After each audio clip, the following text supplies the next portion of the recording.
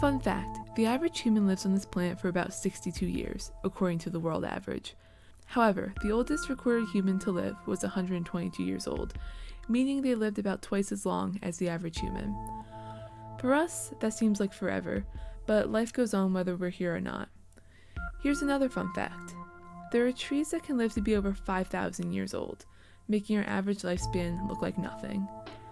Modern civilization has only been around for 6,000 years, while the modern classification of a human has been around for nearly 200,000.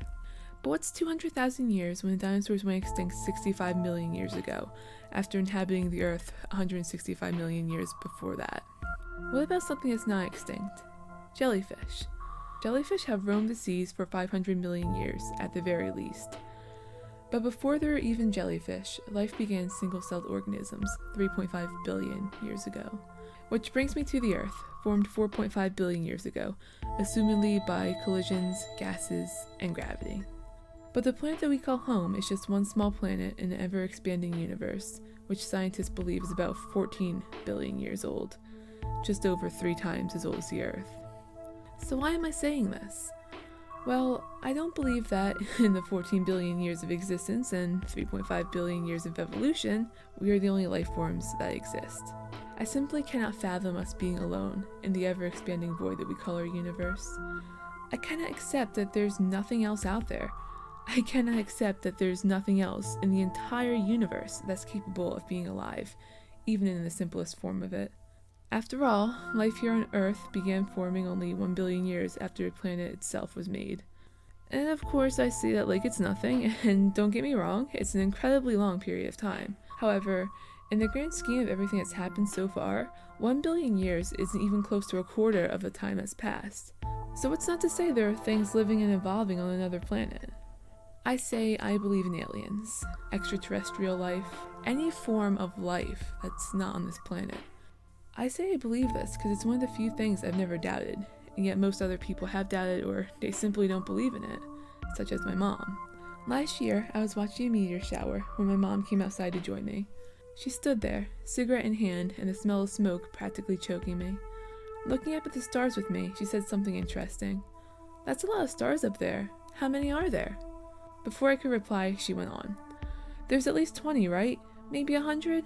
Nah, 100's too many stars." Well, Mom, you're not wrong.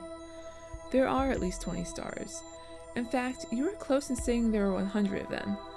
Astronomers believe there are nearly 100 billion of them in our universe. So, I stood there, explained to her about space, what meteors were, and why some stars appeared red and some blue.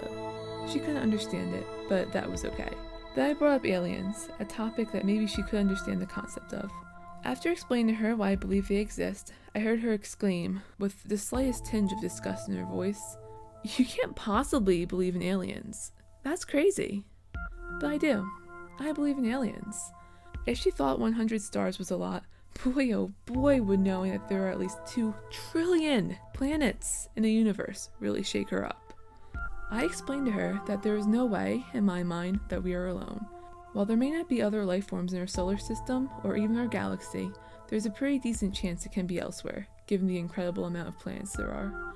However, I'm not saying there are aliens the way we depict them in the movies, be it hostile or friendly, but maybe they exist as single-celled organisms or an unintelligent life form.